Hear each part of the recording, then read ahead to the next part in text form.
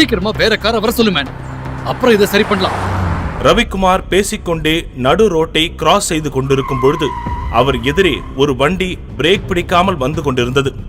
ரவிக்குமார் அதை சற்றும் கவனிக்காமல் தொலைபேசியில் பேசிக் கொண்டிருக்க அதை கவனித்துக் கொண்டிருந்த சூர்யா திடுக்கிட்டு வேகமாக ஓடிச் சென்று ரவிக்குமாரை பிடித்து வேகமாக தள்ளிக்கொண்டு ரோட்டை விட்டு வெளியே சென்றான். பிரேக் பிடிக்காமல் வந்த அந்த வண்டி வேகமாக கிராஸ் செய்ய நூல் இழையில் ரவிக்குமார் உயிர் தப்பினார். 3 ஆண்டுகளுக்கு முன்னர் ஊட்டி பஸ் ஸ்டாண்டிற்கு வந்து இறங்கிய சூர்யாவின் கையில் வெறும் 200 ரூபாய் பணம் மட்டுமே இருந்தது. அதோடு அவன் முகத்தில் பெரும் சோகமும் நிரம்பி இருந்தது. குறைந்த விலைக்கு சாப்பிட ஒரு ரோட்டு கடைக்கு சென்றான். அப்போது திடீரென அவனது அம்மாவின் ஞாபகம் வர கண்களில் இருந்து கண்ணீர் கசிய தொடங்கியது. சூர்யாவிற்கு எல்லாமே அவனது அம்மாதான். நீண்ட நாட்களாக உடல்நிலை சரியில்லாமல் மரணப்படுக்கையில் கிடந்த அவனது அம்மாவை காப்பாற்ற சில லட்சங்கள் தேவைப்பட்டன. இதில் பெரிய கொடுமை என்னவென்றால் சூர்யாவிற்கு அவனது சொந்த குடும்பத்தாரே உதவுவதற்கு முன்வரவில்லை. சரியான சிகிச்சையை உரிய நேரத்தில் அளிக்காததால் சூர்யாவின் அம்மா இந்த உலகை விட்டு மறைந்து விட்டார். சொந்தங்கள் மீதும் இந்த வாழ்க்கையின் மீதும் இருந்த நம்பிக்கை அவனது அம்மாவின் மரணம் முற்றிலும் இழக்கச் செய்திருந்தது. இதோ இப்போது அனாதையாக இந்த ரோட்டு கடையில் சாப்பிட முடியாமல் கை காய்ந்து போகும் அளவிற்கு நீண்ட நேரமாக தன்னிலை மறந்து அமர்ந்திருந்தான் சூர்யா. என் உயிரை காப்பாத்தினதுக்கு ரொம்ப நன்றி சார். பரவாயில்ல சார், நன்றிலாம் வேணாம் சார். அப்படி இல்ல தம்பி, நீங்க நினைச்சிருந்தா இதோ மத்தவங்கள மாதிரி தள்ளி நின்று சும்மா வேடிக்கை பார்த்துருக்கலாம். ஆனா நீங்க அப்படி செய்யலையே. ரொம்ப தைரியமா துணிஞ்சு முன்ன வந்து என் உயிரை காப்பாத்திருக்கீங்க. இது சாதாரணம் கிடையாது, பெரிய விஷயம் தம்பி. நீங்க யாரு? இங்க ஊட்டியில தான் இருக்கீங்களா? நான் வந்து ஐயா, பையன் வெளியூர்னு சொன்னா. சொந்த பந்தம்லாம் யாரும் இல்லை, பொழப்ப தேடி வந்திருக்கான். காலையிலேருந்து நம்ம கடையில் தான் உட்காந்துருக்கான். பார்க்கவே பாவமாக இருந்துச்சு, அதான் இருந்து சாப்பிட்டு போன்னு உட்கார வச்சிருக்கேன். நல்ல வேளை நீங்கள் வந்துட்டீங்க. தம்பி, சொல்லணும்னு தோணுது, தப்பா நினைச்சுக்காதீங்க. நீங்க பேசாம என் கூடயே வந்துருங்களேன். உங்களுக்கு ஒரு நல்ல வேலையை நான் ஏற்பாடு பண்ணி தரேன். இல்லை சார், பரவாயில்ல. இன்னைக்குதான் உங்களை முதல் தடவையா பாக்குறேன். ஆனாலும் என்னமோ தெரியல, மனசுக்குள்ள ஏதோ ரொம்ப தெரிஞ்ச உறவு மாதிரி ஒரு உணர்வு. நீங்க என் உயிரை காப்பாத்திருக்கீங்கன்றதுக்காக இதை நான் சொல்லல, என் மனசார சத்தியமா சொல்றேன். சார் சார் நான் யாருன்னு உங்களுக்கு தெரியாது, நீங்கள் யாருன்னு எனக்கு தெரியாது. ஏதோ உங்களை காப்பாற்றிட்டேங்கிற உணர்ச்சி வசத்தில் நீங்கள் சொல்கிறீங்க. ஆனால் அதை ஏற்றுக்கலாமா வேணாமாங்கிற மனக்குழப்பத்தில் நான் இருக்கேன் சார். ஏற்கனவே பல பிரச்சனையில் இருக்கேன் சார். என்னை விட்டுருங்க சார், நான் கிளம்புறேன். தம்பி, ஐயா இந்த ஊர்லேயே ரொம்ப பெரிய மனுஷன் தம்பி. கொடுத்த வாக்க மீறவே மாட்டாரு. அதோட இன்னைக்கு என்னெல்லாம் நடந்திருக்குன்னு யோசிச்சு பாரு. நீ ஏன் ஊட்டிக்கு வரணும்? அப்படியே வந்தாலும் இங்கே இவ்வளவு கடைகள் இருக்கும்போது என் கடையில் வந்து ஏன் சாப்பிடணும்? உன் கஷ்டத்தை கேட்டு சங்கடப்பட்டு உன்னையே இங்கே இருக்க சொல்லணும்? எல்லாமே ஒரு காரணமாக தான் நடந்துட்டு இருக்கு தம்பி. எதை பற்றி யோசிக்காம ஐயாவோட கிளம்பி போங்க. சூர்யாவின் உள்ளுணர்வும் ரவிக்குமாருடன் தான் செல்வது சரியாக இருக்கும் என கூறியது. அங்கிருந்து கிளம்பிய ரவிக்குமார் சூர்யாவை தன்னுடைய பங்களாவிற்கு அழைத்துச் சென்றார். வரும் வழியில் சூர்யாவிடம் பேச்சு கொடுத்து கொண்டே வந்த ரவிக்குமார் அவன் ஒரு MBA கிராஜுவேட் என்பதை தெரிந்து கொண்டார். அதோடு சூர்யாவின் வலது கையில் இருந்த பெரிய மச்சத்தையும் ரவிக்குமார் கவனித்தார். அதே போன்றதொரு மச்சத்தை இதற்கு முன்னால் எங்கோ பார்த்திருப்பதை உணர்ந்த ரவிக்குமார் அது எங்கே, யாரிடம் என்பதை நினைவு கூற முயன்றார். ஆனால் அவருக்கு சட்டென எதுவும் நினைவுக்கு வரவில்லை. ரவிக்குமார் மற்றும் சூர்யா இருவரும் வீட்டுக்குள்ளே செல்ல, பாருங்க, தம்பி பேரு சூர்யா, வெளியூர்ல இருந்து வந்திருக்கார். கொஞ்ச நேரத்துக்கு முன்ன பஸ் ஸ்டாண்ட் பக்கத்துல ஒரு பெரிய ஆக்சிடென்ட்ல என் உயிரே போயிருக்கும். அதுல இருந்து தம்பி தான் என்ன காப்பாத்தினாரு. அப்பா, உங்களுக்கு ஒண்ணும் ஆகலையே? இல்லம்மா, எனக்கு ஒண்ணும் இல்ல. அதான் சொன்னேனே, சரியான சமயத்துக்கு வந்து இந்த தம்பி என்ன காப்பாத்திட்டாரு. ரவிக்குமார் பேசிக் கொண்டிருக்க வனிதா மற்றும் சந்தியா இருவரும் அலட்சியமாக இருந்தனர். பிரீத்தி சூர்யாவின் பக்கம் திரும்பி பார்த்து கனிவான பார்வையுடன் பேசினாள். சூர்யா, உங்களுக்கு எப்படி நன்றி சொல்றதுனே தெரியல. எனக்கு எங்க அப்பா தான் எல்லாமே. அவரோட உயிரை நீங்க காப்பாத்திருக்கீங்க. நீங்க ஏதாச்சும் கேட்டே ஆகணும். நான் உங்களுக்கு கைமாற ஏதாவது பண்ணி ஆகணும். ஐயோ, அதெல்லாம் பரவாயில்லைங்க. ஏங்க, உங்களுக்கு ஆக்சிடென்ட் ஆன நேரத்துல அவர் உங்க உயிரை காப்பாத்திருக்காருன்னா அவருக்கு நீங்க ஏதாவது ஹெல்ப் பண்ணிட்டு வந்திருக்கலாமே. எதுக்கு நம்ம வீட்டுக்கு கூட்டிட்டு வந்தீங்க? I can't trust these kind of people. இதை கேட்ட சூர்யா அவமானத்தில் தலை குனிந்தபடி நின்று கொண்டிருக்க ரவிக்குமார் கோபமாக, ஷட் அப் சந்தியா, பார்த்து பேசு. அது சரி, உன் அம்மா புத்தி தானே உனக்கும் வரும். உன் அம்மா மாதிரி ஒரு ராட்சசி கூட இத்தனை வருஷம் குடும்பம் நடத்திருக்கேன் பாரு. அதுக்கு எனக்கு இதுவும் வேணும், இன்னமும் வேணும். சார் விடுங்க சார், அவங்கள சொல்லி எந்த குத்தமும் இல்லை சார். என்ன மாதிரி ஒருத்தனை வீட்டுக்கு கூட்டிகிட்டு வரும்போது யாராக இருந்தாலும் இப்படி தான் சார் சொல்லுவாங்க. என்னால் உங்கள் குடும்பத்தில் எந்த பிரச்சனையும் வர வேணாம், நான் வேணா கிளம்புறேன் சார், பரவாயில்ல. உடனே ரவிக்குமார் சூர்யாவை பதற்றத்துடன் பார்த்தபடி நிற்க, பிரீத்தியும் பதற்றமாக பார்த்தபடி சூர்யாவிடம் பேசினாள். அவங்களுக்காக நான் மன்னிப்பு கேட்டுக்கிறேன். நீங்க இங்கதான் இருந்தாகணும். எங்க அப்பா உயிரை காப்பாத்திருக்கீங்க, அதுக்கு நன்றி கடனா நீங்க இங்கதான் இருந்தாகணும் சூர்யா. ஆமா தம்பி, இப்ப இங்க நடந்ததுக்காக நானும் என் மூத்த பொண்ணு உங்ககிட்ட மன்னிப்பு கேட்டுக்கிறோம். என்ன சார் நீங்கள் போய் என் பொண்டாட்டியையும் இளைய மகளையும் திருத்தறதுக்காக நானும் பல வருஷங்களா ட்ரை பண்ணிக்கிட்டு தான் இருக்கேன். ஆனா 2 பேரையும் என்னால மாத்த முடியல.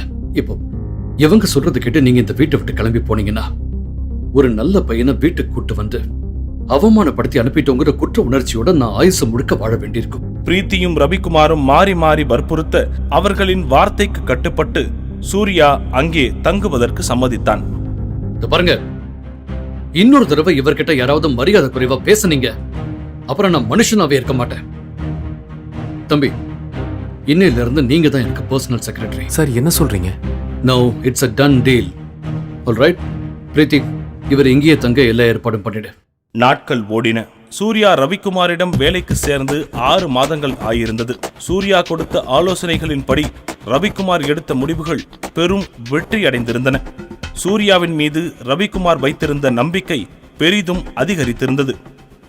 அதே சமயம் சூர்யாவின் வலது கையில் இருந்த அந்த மச்சம் குறித்து ரவிக்குமார் அவ்வப்போது ஆழ்ந்து யோசித்து வந்தார். ஆனால் அவருக்கு சரியான விடை கிடைக்கவில்லை. இந்த இடைப்பட்ட காலங்களில் பிரீத்திக்கு மாப்பிள்ளை தேடுவதில் ரவிக்குமாரின் கவனம் சூடு பிடித்திருந்தது. பெரிய பெரிய பிசினஸ்மேன்களின் வரன்கள் வந்தாலும் ரவிக்குமாருக்கு நம்பிக்கை ஏற்படும் வகையில் அவருக்கு எந்த வரனும் அமையவில்லை. யோ, இது சம்பந்தப்பட்ட லீகலிட்டிஸ்லாம் வெரிஃபை பண்ணவே 2 நாள் ஆகும் ஐயா. இது எவ்வளவு முக்கியமான ப்ராஜெக்ட்னு உங்களுக்கு எல்லாம் தெரியுமா தெரியாதா? எல்லாத்தையும் கடைசி நிமிஷத்துல தான் கொண்டு வருவீங்களா? உங்க அலட்சியத்தால இந்த ப்ராஜெக்ட் நம்ம கையை விட்டு போகுது. Damn it. சார், இந்த ப்ராஜெக்ட் நம்ம கையை விட்டு போகாது. நான் டாக்குமெண்ட்ஸ் எல்லாமே ஆல்ரெடி வெரிஃபை பண்ணிட்டேன். நீங்கள் ஒரு டைம் படித்து பார்த்துட்டு சைன் மட்டும் போட்டால் போதும் சார். அதே போல சூர்யாவிற்கு பிசினஸ் மீது அதிக ஆர்வமும் அதில் அவன் கொடுக்கும் யோசனைகளும் அவருக்கு தொடர்ந்து வியப்பளித்து வந்தன. இப்படி ரவிக்குமாருக்கு குடும்பத்தின் மீது இருந்த சில பொறுப்புகளும் சூர்யாவின் அசாத்திய திறமைகள் மீது இருந்த வியப்பும் அவரை பல வகையில் யோசிக்க செய்து கொண்டிருந்தது. அந்த யோசனை ஒரு நாள் அவரின் தூக்கத்தையும் கெடுத்தது. ரவிக்குமாரின் சிந்தனையில் பிரீத்தி, சூர்யா ஆகிய இருவரின் முகமும் மாறி மாறி வந்து சென்றது. அதோடு சூர்யாவின் கையில் இருந்த மச்சமும் அவரை மிகவும் குழப்பியது. அது அவருக்கு எதையோ நினைவுபடுத்த முயல்வதாக எண்ணினார்.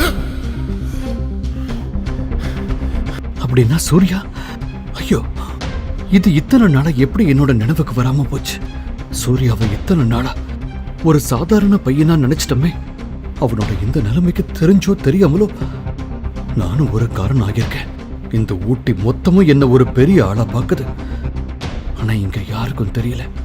என்ன விட இன்னும் என்ன மாதிரி இருக்கிற 100கணக்கான கோடீஸ்வரங்க சேர்ந்து நின்னா கூட சூர்யாவுக்கு ஈடாக முடியாது. இப்ப கூட சூர்யா நினைச்சா இந்த ஒட்டுமொத்த தமிழ்நாட்டோட பிசினஸ் சாம்ராஜ்யத்தையும் புரட்டி போட முடியும். ஆனா அவ்வளவு பெரிய அந்தஸ்தையும் செல்வாக்கையும் விட்டுட்டு அவன் ஏன் இப்படி ஒரு நிலைமையில இருக்கான்? ஐயோ கடவுளே, நான் பண்ண தப்புக்கு நானே ஒரு பிராயச்சித்தம் செய்யணும், செஞ்சே ஆகணும். உங்க 2 பேர்கிட்டையும் நான் ஒரு முக்கியமான விஷயம் பேசணும். ரொம்ப நாளாவே என் மனசுக்குள்ள ஒரு யோசனை ஓடிக்கிட்டு இருக்கு. நீங்க 2 பேரும் கல்யாணம் பண்ணிக்கிட்டா நல்லா இருக்கும்னு நான் நினைக்கிறேன். என்னடா இவன் திடீர்னு இப்படி சொல்றான்னு தப்பா நினைக்காதீங்க. நல்லா யோசிச்சுதான் நான் இந்த முடிவுக்கு வந்திருக்கேன்.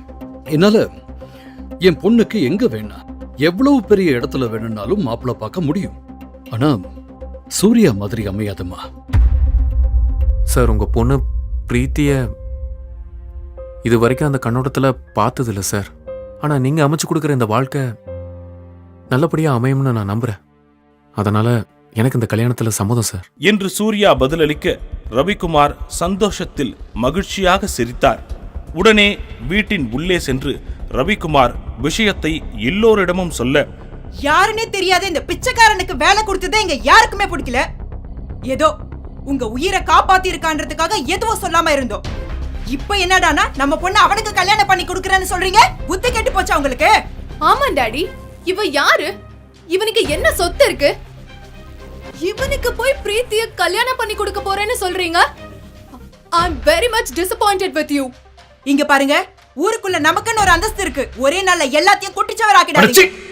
எப்ப பார்த்தாலும் பணம் பணம் பணம். 1000 கோடி ரூபாயை கொட்டி கொடுத்தாலும் சூர்யா மாதிரி ஒரு பையன் நம்ம பிரீத்திக்கு கிடைக்க மாட்டான். சோ நான் முடிவு பண்ணிட்டேன், இந்த வீட்டுக்கு மாப்பிள சூர்யா தான். So mind it. இன்னொரு தடவை இந்த வீட்ல யாராவது சூர்யாவை பத்தி ஏதாவது தப்பா பேசினாலோ இல்ல சத்தம் போட்டாலோ என ரவிக்குமார் பேசிவிட்டு கோபமாக தன்னுடைய அறைக்குள் சென்றார். ஒரு வழியாக அடுத்த 6 மாதத்தில் அவர்களது திருமணம் நடந்து முடிந்தது. தன்னுடைய மனதில் இருக்கும் அந்த ரகசிய காரணத்தினாலும் தன்னுடைய லட்சியத்திற்காகவும் பிரீத்தியிடம் இருந்து விலகியே இருந்தான் சூர்யா. எந்த காரணத்திற்காகவோ அவர் தயங்குகிறார் என அவனது நிலையை புரிந்து கொண்ட பிரீத்தியும் அவனை கட்டாயப்படுத்தவில்லை. இந்த இடைப்பட்ட காலத்தில் பிரீத்தியின் தங்கை சந்தியா ஒரு பெரிய கோடீஸ்வர குடும்பத்தில் திருமணமாகி சென்றிருந்தாள். எது மாறியதோ இல்லையோ, சூர்யா குறித்த எண்ணங்களும் அலட்சிய போக்கும் வனிதாவிடமும் சந்தியாவிடமும் மாறவே இல்லை. Throw this beggar out of here. ஏய் சந்தியா, வாய மூடு. அறிவு இருக்கா உனக்கு? இப்படி ஈவிரக்கமே இல்லாம சாப்பிடுறவங்களை எழுந்திருக்க சொல்ற மனுஷியா நீ எல்லாம்? அப்போது அந்த இடத்திற்கு வந்த சந்தியாவின் கணவன் விவேக், கேவலம் ஒண்ணுக்கு உதவாத அந்த பிச்சைக்காரனை கல்யாணம் பண்ணிட்டு பெருசா சீன்லாம் போடாத. திடீரென அந்த வீட்டு வாசலில் மலமளவென சைரன் பொருத்திய கார்கள் சீறிக்கொண்டு வந்தன. அதிலிருந்து தன் பிளாக் கேட்ஸ் படையுடன் இறங்கிய மினிஸ்டரை Vivek, minister is here. அனைவரும் வரவேற்றனர். அனைவருக்கும் வணக்கம் வைத்துக் கொண்டிருந்த மினிஸ்டரின் முகம் திடீரென தூரத்தில் எதையோ பார்த்து அதிர்ச்சியாக மாறியது. கூட்டத்தில் தன் முகத்தை மறைத்தபடி சூர்யா மெல்ல நகர்ந்து செல்ல, சூர்யா, திடீரென அவனின் கையை ஒரு கை இறுக்கமாக பிடித்தது. சூர்யா சார், நீங்களா? என்ன சார் கூலம் இது? உங்க அப்பாயின்மெண்ட்டுக்காக நான் எவ்வளவு நாள் காத்துக்கிட்டு இருக்கேன். நீங்க தான் சீஃப் கெஸ்ட். இவன் கைய பிடிச்சு பேசிட்டு இருக்கீங்க. He is just a servant. வாய மூடுங்க. நீங்க யார்கிட்ட பேசிட்டு இருக்கீங்க தெரியுமா? அவரால தான் இன்னைக்கு நான் இந்த நிலைமையில இருக்கேன். என்கிட்ட எவ்வளவு மரியாதையா நடந்துக்கிறீங்களோ அதை விட 100 மடங்கு அதிக மரியாதையா சூர்யா சாருக்கு நீங்க எல்லாரும் கொடுக்கணும். புரிஞ்சுதா? நான் மட்டும் இல்ல, என்னை மாதிரி எத்தனையோ அரசியல்வாதிகளையும் பிசினஸ் மேன்களையும் சூர்யா சார் உருவாக்கி இருக்கார். இன்னைக்கு இவ்வளவு நடந்ததுக்கு அப்புறமும் அவர் அமைதியா இருக்காருன்னா நிச்சயமா இதுக்கு முன்னாடி ஏதோ ஒரு காரணம் இருக்கும். புரிஞ்சுதா? என்னையா நடக்குது இங்க? அதான் சார் எனக்கு ஒன்றும் புரியல. சூர்யா சார், சார் வாங்க சார், நம்ம வீட்டுக்கு போலாம். அட வாங்க சார்.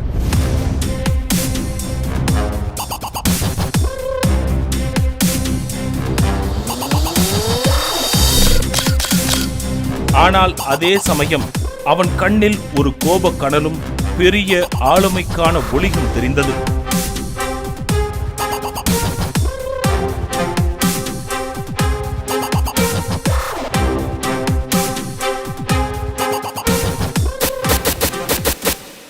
தன்னுடைய அம்மாவின் மருத்துவ செலவிற்கு பணம் புரட்ட முடியாதவனின் முன்னால் ஆளுங்கட்சியின் மந்திரி ஏன் தலை குனிந்து கை கட்டி நின்றார்? சூர்யாவின் வலது கையில் அந்த மச்சத்தின் பின்னால் உள்ள ரகசியம் என்ன? என்ன காரணத்திற்காக ரவிக்குமார் தனது மகளை சூர்யாவிற்கு திருமணம் செய்து கொடுத்தார்? சூர்யா என்ன காரணத்திற்காக பிரீத்தியை திருமணம் செய்து கொண்டான்? இத்தனை அவமானங்கள் பட்டிருந்தாலும் இது நாள் வரைக்கும் சூர்யா தன்னுடைய உண்மை முகத்தை வெளிப்படுத்தாதது ஏன்?